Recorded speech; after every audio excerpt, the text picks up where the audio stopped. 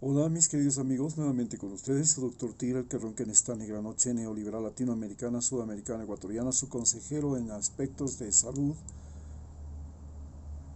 ambiente y justicia, que en este momento les va a hablar acerca de cómo y por qué Guillermo Lazo es un individuo sin solvencia moral, capacidad mental e incapacidad física que le impiden realmente ser presidente.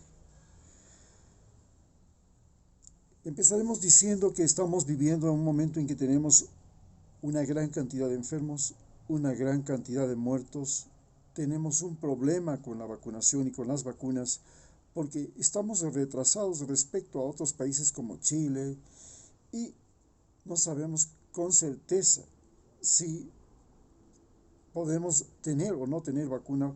Nos han puesto un laberinto que se llama el laberinto de Internet. Inscríbase para poder llegar a ser vacunado y para poder, pero cuando entramos al aparato, a la cosa, todo fracasa. No hay la conexión, no hay, la página no funciona, hay un montón de pasitos que se da y cuando se llega a cierto pasito, ¡pum! No, vuelva a repetir, vuelva otro día. La situación es para una persona que tiene fobia a estas tramitologías por internet, la situación se vuelve un laberinto. Entonces los ecuatorianos que estamos metidos en la vacunación y que tenemos derecho a ella por estar ya en la tercera edad, 65 años, entonces nos vemos en el problema de que para llegar a ser vacunados, si no estamos en el seguro social, pues eh, va a ser un via crucis. Ya lo vemos difícil, vemos una cosa muy complicada, esto de registrarse. Y esto significa complicación para la crisis sanitaria, porque no podemos detener el número de enfermos y el número de muertos que, especialmente en ciudades como la de Ciudad de Quito, donde yo estoy, son una multiplicación gigantesca, igual que lo es en Brasil, y la cosa ya está descomunal, y en otros países de América Latina. Caso de Colombia, caso de Perú. Pero no solamente es el problema que este gobierno tiene que enfrentar, que es este de la crisis sanitaria, sino también el problema de la pobreza, el desempleo, las deudas que tiene toda la población, porque hemos pasado de un siglo donde la pobreza no se medía por la cantidad de deudores, sino porque la gente no podía comer, a una situación que vino después de la crisis inmobiliaria, donde los deudores se convirtieron en el principal problema de los países. Estados Unidos, Europa vivió la crisis inmobiliaria y de ese momento la pobreza ya no fue el simple problema. El problema ya fue pobreza sumado a deudas. Y esto vino después de la crisis inmobiliaria y se ha multiplicado ahora con la pandemia. Estas deudas ya no son solamente eh, de por cualquier cosa, ya no es el problema de que no se tiene para comer, sino que no se tiene para pagar el agua, no se tiene para pagar la luz, no se tiene para pagar la educación, no se tiene para pagar la pensión de jubilación, no se tiene para pagar la matrícula, no se tiene para pagar el combustible, no se tiene para pagar los alimentos, en fin, esto es, y todo el mundo saca crédito, busca crédito, se endeuda y se va haciendo una bola de nieve la deuda. Va pasando lo mismo que ya se vivió en la crisis inmobiliaria del 2008. A esto se suma la crisis económica en sí, que representa el hecho real de que la cuarta parte de la población del Ecuador vive ya en pobreza absoluta.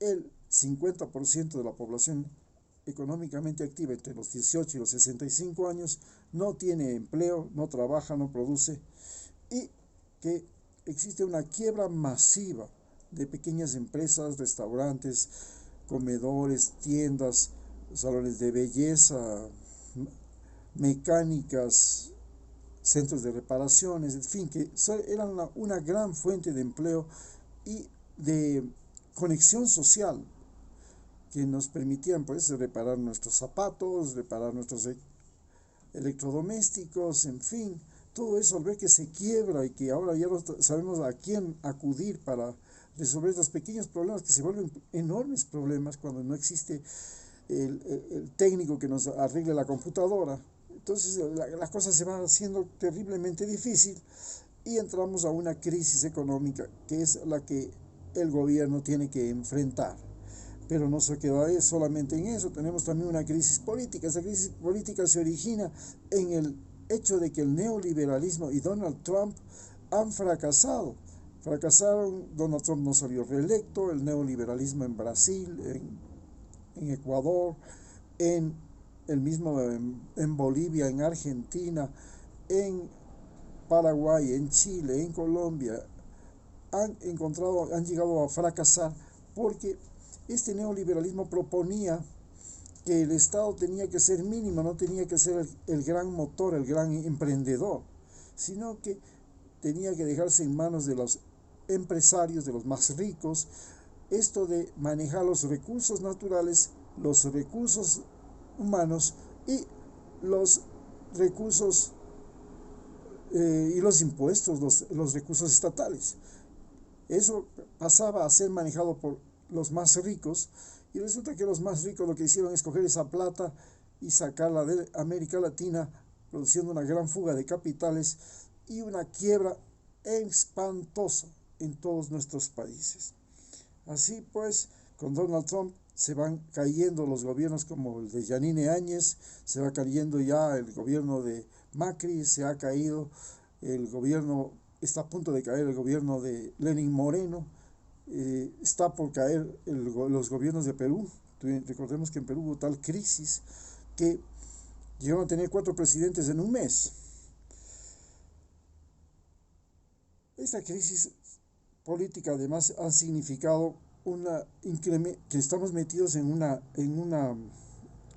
problema de justicia. La justicia en América Latina dejó de existir, se convirtió en un mecanismo de persecución política.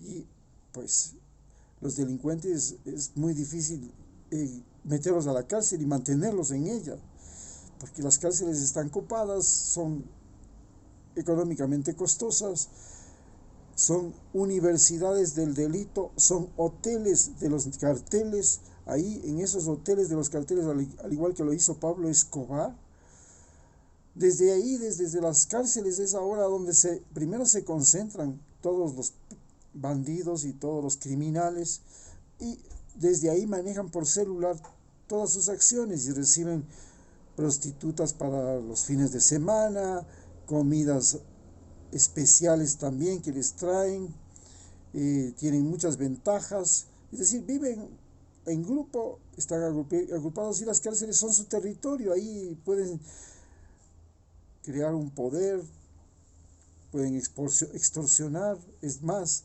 las cárceles se han vuelto sitio de extorsión. Si usted cae preso en esa cárcel, vendrá el capo de la cárcel y le dirá: tienes que depositarme $100 en mi cuenta, si no, no comes.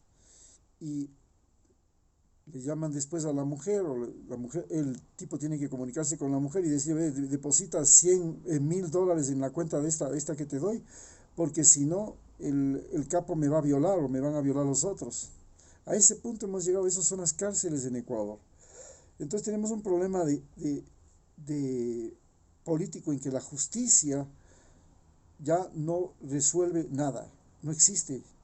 Los abogados han dejado de ser los individuos que luchan por la justicia y ahora tienen muchas dificultades para ejercer su profesión. Lo mismo le pasa a la policía y el ejército, están concentrados en perseguir al narcotráfico, en eso se va todo, su esfuerzo, sus recursos y todo, y el narcotráfico es un problema que enfrenta Estados Unidos, donde la demanda en esta depresión ha sido extraordinaria y entonces ahora los precios de los narcóticos están sobre los cielos y como consecuencia nosotros estamos traficando drogas por ríos. Ahí las cárceles se inundan con los detenidos, no sirve de nada detenerlos, siguen haciendo, siguen aumentando, la gente está desesperada, no hay otro recurso económico que el dinero del narcotráfico y no hay otro recurso económico que el trabajo que da el narcotráfico. Por tanto, la policía se ve sofocada, lo mismo que se ve el ejército ecuatoriano, que a su vez están controlados por el ejército norteamericano, y, no, y descuidan la violencia intrafamiliar, descuidan la violencia social, descuidan el deterioro del tráfico de madera, la sobreexplotación de la pesca. Todo eso ha pasado a estar descuidado porque todo el mundo está preocupado en el problema del narcotráfico. Y eso nos ha generado una crisis política. Tenemos crisis política que a todos nos fue visible cuando tuvimos 16 candidatos para las elecciones. Eso es, miren, cuando usted está enfermo le caen, dicen al perro enfermo le caen pulgas, lo mismo. A un país enfermo le van a caer un montón de candidatos. Si un país está sano, tendrá 2 o 3 candidatos para las elecciones. Pero si un país está enfermo, la forma de saber que un país está enfermo, que está en crisis, que está padeciendo situaciones insoportables, es por el número de candidatos que se presentan a las elecciones. Si se presentan 16 candidatos como en las elecciones de Ecuador, esa es señal de que hay una crisis que llama a todos los carroñeros, porque le da oportunidad a todos los carroñeros de ser candidatos a la presidencia. Como si le cayeran, como que en las selvas de África se hirió el búfalo y le caen todas las llenas, más o menos así. Eso es lo que pasa, por eso estamos viendo una crisis política. Pero tenemos también una crisis social. Hemos visto cómo las mujeres han salido a protestar el 8 de marzo con justa razón. Sabemos que los femicidios en América Latina se han vuelto una pandemia. Sabemos que existe una explotación de la mujer extraordinaria, que ahora hay que esclavizarlas y exportarlas como carne de cañón a ellas y a los niños que están tratando de cruzarse ilegalmente las fronteras de los Estados Unidos para terminar siendo víctimas en esos países de la pedofilia y del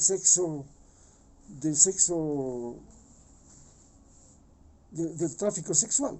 Entonces, lo terrible que estamos viendo es que miles de niños, estaban ahorita 14,000 niños detenidos en la frontera de Estados Unidos. Estos niños, cuando salen de su casa, pues son víctimas del mayor de los entretenimientos que existen ahora en Estados Unidos, que es la pedofilia, algo que ya se notó que lo practicaban los sacerdotes en las iglesias católicas, y que eso pues llamó la atención y comenzó a popularizar, y ahora pues los niños que están ahí, en víctimas latinoamericanas que están víctimas en todo se ha vuelto una cosa común. Esto de la explotación sexual de las adolescentes, tenemos en un país sobresaturado de embarazos de adolescentes. ¿Por qué? Porque ahora el entretenimiento es pues tener relaciones sexuales con adolescentes. Ese es el nuevo boom, como fue la cocaína, como fue todas estas cosas que nacen como distorsiones sociales en el planeta. Eso estamos viviendo en Ecuador.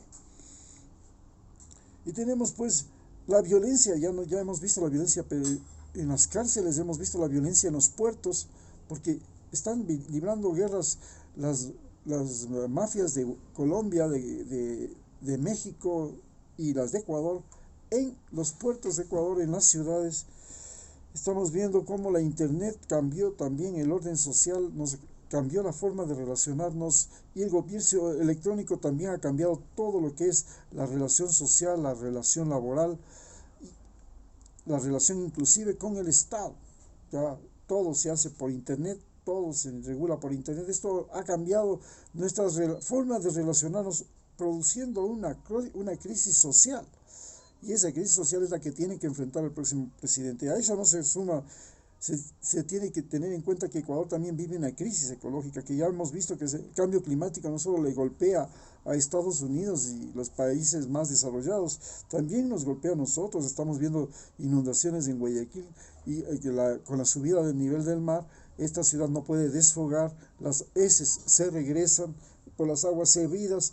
Lo mismo le pasa a ciudades como Atacames, lo mismo le pasa a ciudades como Bahía, las ciudades que están al nivel del mar, y tenemos una zona, las urbes se convierten en focos infecciosos, y hemos visto que ya las urbes en el mundo se han convertido en focos infecciosos. Por eso esta pandemia ha nacido de ciudades enormes como Wuhan, se han propagado mucho más en ciudades más de gran crecimiento y gran concentración humana como Nueva York, Milán, Buenos Aires, Sao Paulo, Madrid, París, Londres y las más grandes ciudades de los Estados Unidos. Es decir, ha tenido una relación evidente, no hay nada que hacer.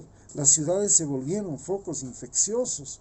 Entonces tenemos un problema de salud que tiene que enfrentar el Estado, y es cómo evitar que las ciudades sigan siendo el foco infeccioso en el mundo.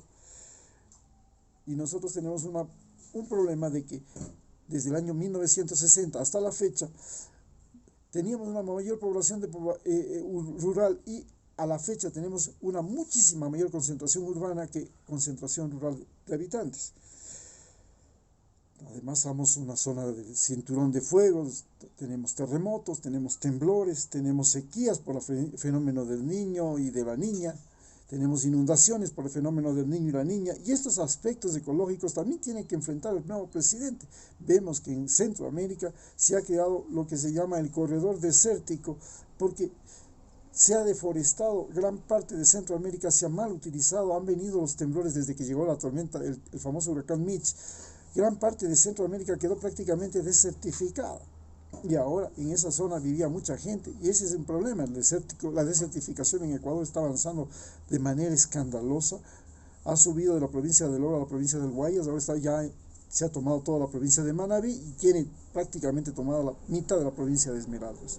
Este problema de la desertificación también está invadiendo la provincia de Sucumbíos, y tenemos graves problemas por eso.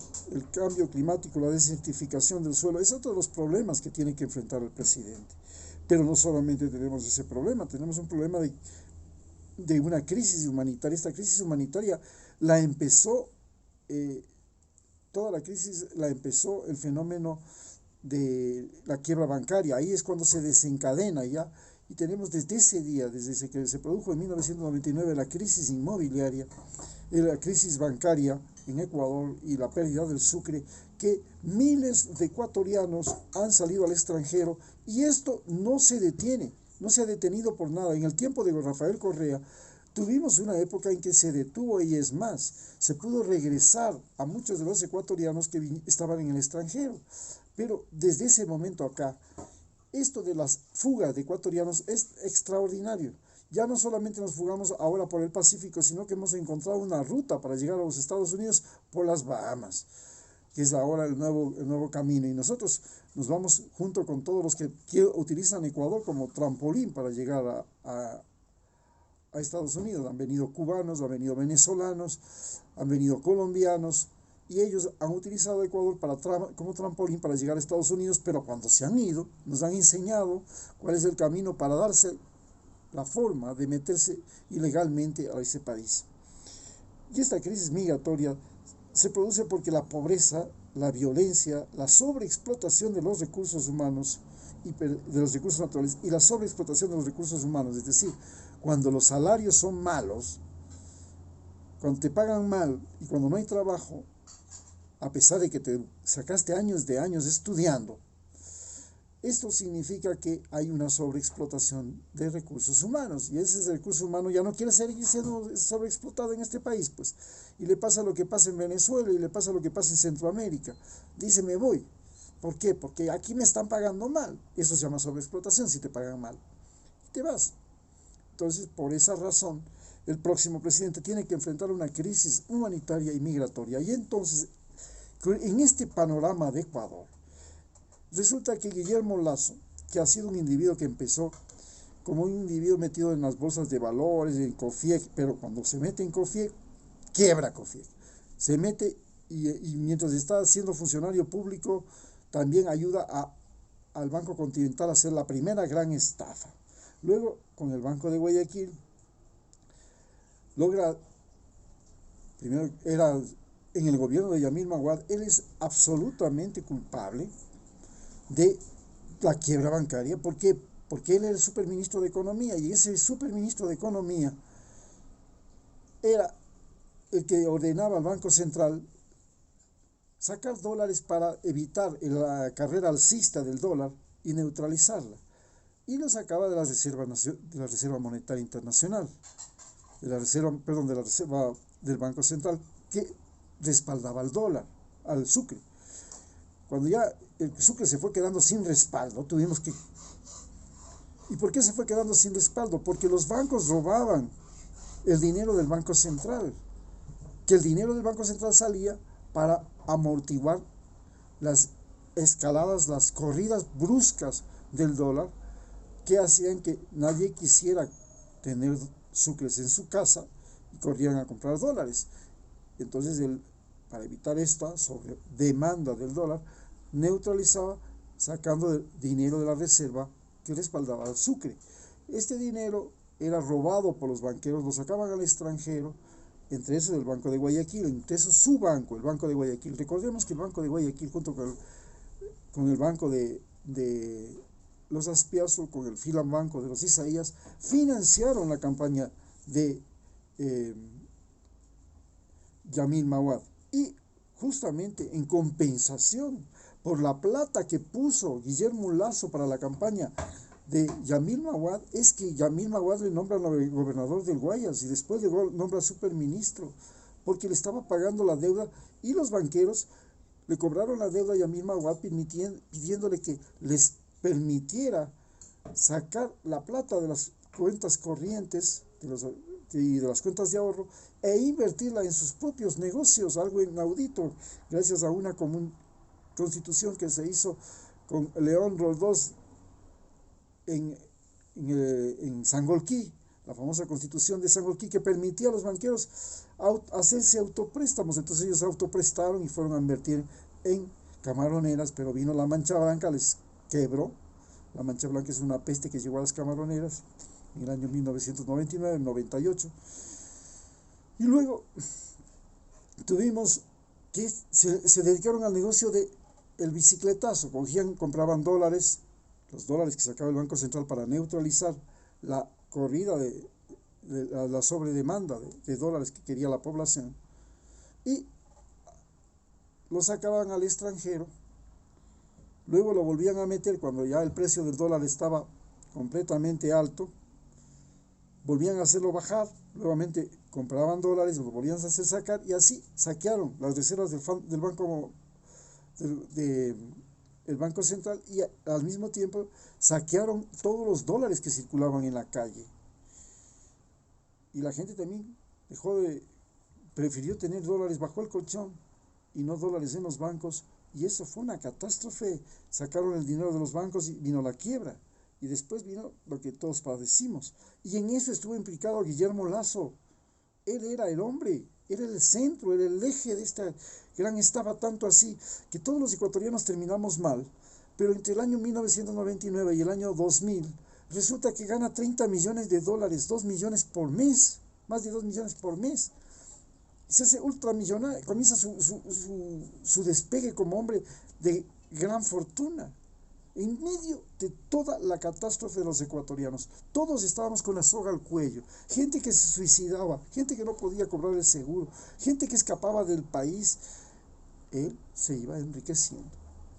¿Y cómo se enriquece? Porque compra a los que estaban desesperados esos papelitos que daba el gobierno, y luego los cobra en el gobierno del coronel Lucio Gutiérrez, donde era, óigame bien, embajador itinerante por todo el mundo, financiado por el gobierno, y al mismo tiempo nos estaba chupando el dinero que él había conseguido, primero quebrando al país y luego comprando a los quebrados este dinero. La misma cosa que hacen siempre los bancos. Miren ustedes cuál es el problema de los banqueros y por qué los banqueros son nuestros enemigos en este momento. Y este problema de los banqueros no lo tiene Ecuador, lo ha tenido Estados Unidos y lo ha tenido el mundo entero desde siempre. El banquero te presta dinero, facilito, te ofrece el dinero, te pone ahí, como los narcos que te ponen ahí en la mesa, el dinero, cógelo, los gota a gota. Y después el problema no es coger el dinero, el problema es pagarlo. Ok, te va cobrando. En el caso de Ecuador te cobran con un interés altísimo. Estamos hablando del 16 al 24%. Mientras que Estados Unidos ese mismo dinero no paga nada. No quieren prestar a los bancos. ¿Por qué? Porque hasta cero el interés. Al 1% el interés. Aquí está el 16%.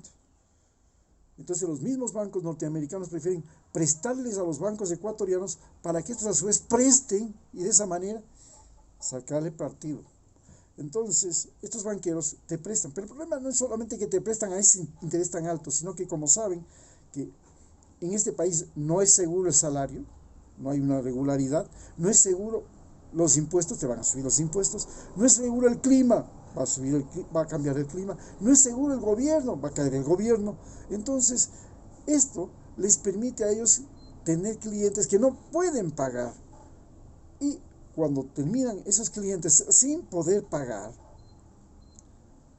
le quitan la casa que él compró, como en lo que pasó en la quiebra inmobiliaria, y la quitan a un precio de gallina pesada.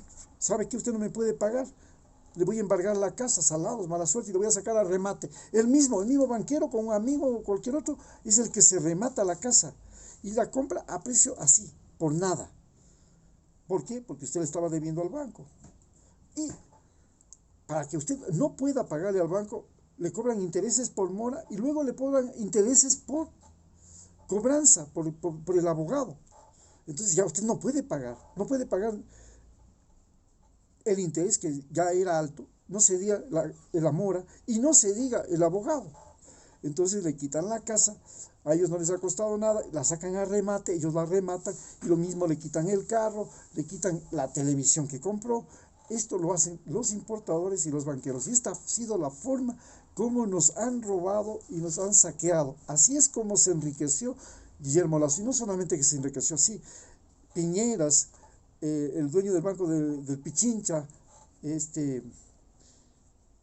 ¿cómo se llama? Bueno, no me acuerdo ahorita el nombre, pero, y Lasso, ¿qué se hace? Compra lo que se llama la representación de Visa, la tarjeta Visa Mastercard. Y resulta que la Visa es algo más. La Visa es una tarjeta que te presta dinero del extranjero, que no es primero tuyo, y ni es dinero del país, y que te permite cobrarte indefinidamente. Te cobran el mínimo y te puedes llegar a pagar hasta una deuda que contrajiste por un año, a lo mejor terminas pagándolo en 17 años. Y esa tarjeta Visa le hace rico a Guillermo Lasso. La otra tarjeta, Diners, le hace rico al del Banco del Pichincha, Diners Club. Y la tarjeta, y al Piñeiras le hace millonario también una tarjeta de crédito. Lo mismo hace este. Nos explota a través de las tarjetas de crédito. Y este señor pretende ser presidente después de que nos ha robado, nos ha estafado, nos ha quebrado al país. Y su modelo económico, no solamente que lo aplicó Yamil Maguad y quebró, no solamente que lo aplicó el coronel Lucio Gutiérrez con este mismo ministro que está ahorita, el Mauricio Pozo, y también quebró porque Mauricio Pozo y Guillermo Lasso son uña y sucio, ¿no? Van por ahí mismo. Entonces, ustedes ven, dicen, el gobierno de Guillermo Lasso está manejando el gobierno de Lenín Moreno. No, son cosas diferentes. El otro son correísmo. No, señor. Mauricio Pozo y Guillermo Lasso son uña y sucio. Y él es el ministro que está sirviéndole a Guillermo Lasso y le está sirviendo a Lenín Moreno ahora.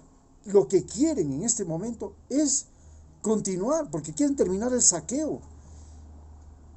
Quieren terminar el saqueo, el botín. No alcanzaron, no les bastó los 4 años. Ahora tienen que terminarlo y por eso le quieren poner a Guillermo Lasso para que él termine el saqueo que empezó Lenín Moreno. Y como prueba tenemos que el mismo ministro, Mauricio Pozo, ha estado enredado en este asunto. Ahora, ¿qué es desde el punto de vista? Entonces, desde el punto de vista, además de que nos estafen el servicio, él tiene empresas offshore, tiene como 40 empresas offshore en paraísos fiscales y de acuerdo con la ley no puede ser candidato pues, si tiene empresas offshore. ¿Y por qué entonces quiere ser candidato acá? Pero a él ha encubierto, es decir, ha utilizado ya la mentira como recurso para hacer dinero. Y ha utilizado la mentira ahora, está utilizando la mentira para hacer poder. Ya hemos visto lo que es cuando un gobernante utiliza la mentira para hacer poder.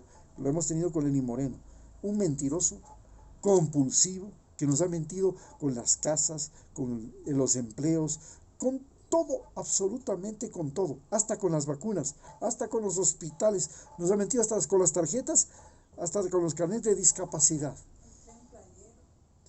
Es un bandido con sus INA Papers ahí escondido, lo mismo que tiene el banquero Lazo, tiene Lenín Moreno. Los dos tienen en Panamá escondido el dinero. Luego tenemos, eso nos dice que claramente no tiene solvencia moral ni solvencia legal para ser presidente. Pero también es solamente un bachiller. Es un individuo, pero una persona que es bachiller, ya hemos visto que en la sociedad humana no se necesita PhDs ni ser genios para ser un hombre brillante, un genio, una maravilla. Tenemos a Zuckerberg, tenemos a Bill Gates, tenemos a los grandes científicos e inventores. Ellos, la mayor parte no eran PhDs, ni eran doctores, ni eran magníficos estudiantes en las universidades, pero lo que sí tenían era capacidad de trabajo. Entonces, su capacidad de trabajo también nos permitía entender si ellos estaban preparados para manejar el destino de otros seres humanos, para manejar un país. Y, por ejemplo, muchos generales, ¿sí?, a través de su entrenamiento militar, Alejandro Magno, Julio César, pues tuvieron la capacidad para gobernar a sus países. Pero, ¿usted cree que un banquero que estaba contando billetes aprendió a entender la psicología de su país, la historia de su país, las necesidades de su país, las dificultades de su país? Él estaba cómodo. Él no sabía lo que era una inundación, no sabía lo que es un terremoto, no sabía lo que es una sequía, no sabía lo que es una peste, no sabía lo que es el pan nuestro de todos los días, no sabía lo que es montarse en un bus, no sabía lo que es... No, ¿dónde estaba? Estaba tranquilo en su oficina, aquí, otras veces en Miami, otras veces en Panamá, y él, desde esa oficina y desde esa comodidad, pretende gobernarnos. ¿Y cuál ha sido el objetivo de su vida? ¿Ha sido servir al pueblo? ¿Ha sido curar a los enfermos? ¿Ha sido trabajar por la justicia? No, ha sido codicia, multiplicar la riqueza. Ese ha sido el fin y el objetivo de su vida. Y él puede decir que ha cumplido sus metas, tiene 4.000 millones. Y ha servido a Moreno, y ha servido a Maguad, y ha servido a Lenín Moreno, y le ha servido al coronel Lucio Gutiérrez, y ha utilizado siempre, y está utilizando siempre, el engaño y la mentira en sus campañas. Lo hemos visto. Pero lo último es que nosotros en el Ecuador hemos caído en cuenta que se necesita un mínimo de capacidad física para poder ser presidente. Rafael Correa, un tipo sano, vigoroso, tenía la capacidad de trabajar 12 horas diarias, incluido 7 días a la semana. Recordemos que las sabatinas eran todos los sábados y trabajaba de lunes a viernes y más el sábado, la sabatina. El domingo lo destinaba para estar un ratito con su familia y hacer alguna otra cosa. Y eso cuando podía, cuando no había terremotos, cuando no había caído los precios, cuando no había crisis, no había problemas. Montaba en bicicleta, tenía vigor, tenía energía. Tenemos a Lenín Moreno, un individuo discapacitado que solo puede trabajar 4 horas al día porque, como no puede controlar sus esfínteres, tienen que cambiarle los pañales. Y ahí se acabó la hora de trabajo. Váyase a su casa. Y entregó el poder ¿a quién? Al general Osvaldo Jarrín, a Juan Sebastián Roldán, a María Paula Romo y a todos esos que nosotros hemos visto que son el gran problema de este gobierno, la incapacidad física del presidente. Pero resulta que Guillermo Lasso es un individuo que tiene una dificultad locomotriz que aparentemente está compensada, pero le vemos que no puede acarrear una silla, que alguien tiene que ayudarle a bajar las gradas, alguien tiene que ayudarle a sentarse. Tiene una capacidad motriz. Y la pregunta es, ¿este país va a volver a... Y en estas condiciones que hemos visto, la crisis sanitaria, la económica, la política, la social, ecológica, la humanitaria que estamos viviendo, va a poder un individuo con esas condiciones físicas que son evidentes, porque todo el mundo puede tener una condición física, una dificultad física. Recordemos a aquel asambleísta que tenía carnet de discapacidad del 100%, y le preguntó, ¿y cuál es la discapacidad? Si aquí le vemos a usted enterito, no es patojo, todo está bien. Tengo dificultad eréctil. ¿Cómo? Sí, no se me para. Y es el 100%, sí, por eso tengo 100% de carnet. Y no pago impuestos, importo carros, viajo por el mundo a mitad de precio. Entonces hay discapacidades físicas que son evidentes, como esta, la discapacidad motriz que tiene Guillermo Lasso. Y este es un problema serio. En el caso de Rabascal sí vemos que tiene una discapacidad motriz, pero compensada. En el caso de Lenín Moreno, nosotros vimos una discapacidad motriz no compensada. No se podía compensar, él no era autosuficiente. En cambio, también vemos en Guillermo Lasso una discapacidad motriz que no es autosuficiente. Necesita que alguien le esté llevando, le esté trayendo, le esté acomodando la silla, le esté manejando el carro. No tiene autosuficiencia. Usted puede tener una capacidad visual, pero se pone lentes y no ha pasado nada. Tiene una capacidad auditiva, se pone un amplificador de audífonos, no ha pasado nada. Tiene un problema cardíaco, se pone un marcapasos, no ha pasado nada. Tiene un problema de mal funcionamiento del páncreas, bueno, se toma una pastilla para la diabetes y no ha pasado nada. Es decir, está compensado. El problema de la incapacidad de Guillermo Lasso es que es una incapacidad mal compensada o descompensada. Y en un momento en que el país tiene tanta dificultad, como ya hemos visto, un individuo con esas condiciones físicas lo que va a hacer es entregar el poder a otro. Él no lo puede manejar. Y eso es grave problema, porque no sabemos, nosotros elegimos a un individuo para que él maneje el barco, no para que le entregue el barco a otro, para que él maneje el avión en el que vamos todos estos 17 millones de pasajeros, no para que, porque ya no puede manejar el avión, le entregue a otra persona.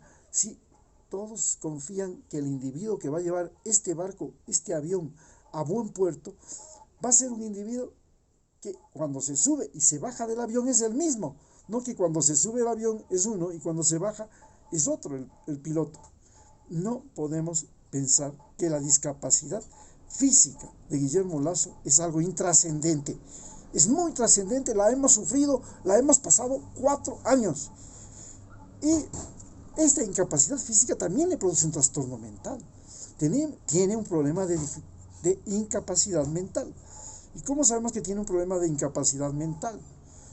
No alcanzamos a entender cómo un individuo que tiene 4.000 millones de dólares, que tiene la vida ya resuelta, quiera meterse en un lío como el que está queriendo meterse, queriendo gobernar un país que él sabe psicológica y físicamente no está en competencia, no está preparado, no ha tenido ninguna relación. Y entonces tenemos un problema de obsesión. 3 años, 3 veces, estamos hablando de 12 años, que quiere ser presidente. Se le metió la idea en la cabeza. Entonces tenemos un problema de trastorno mental. Tenemos un problema de ideas obsesivas. Y entonces, ¿cómo puede usted poner de presidente a un individuo que tiene una idea obsesiva en su cabeza? Una idea maniática que es un individuo que no tiene lucidez, que no tiene amplitud, que no tiene visualización del contexto, sino que está como caballo con anteojeras por aquí, por aquí, por aquí, por aquí. ¿Cómo puede enfrentar esta diversidad de problemas sanitarios, económicos, políticos, sociales, ecológicos y humanitarios si solamente puede ver con anteojeras? Muchas gracias.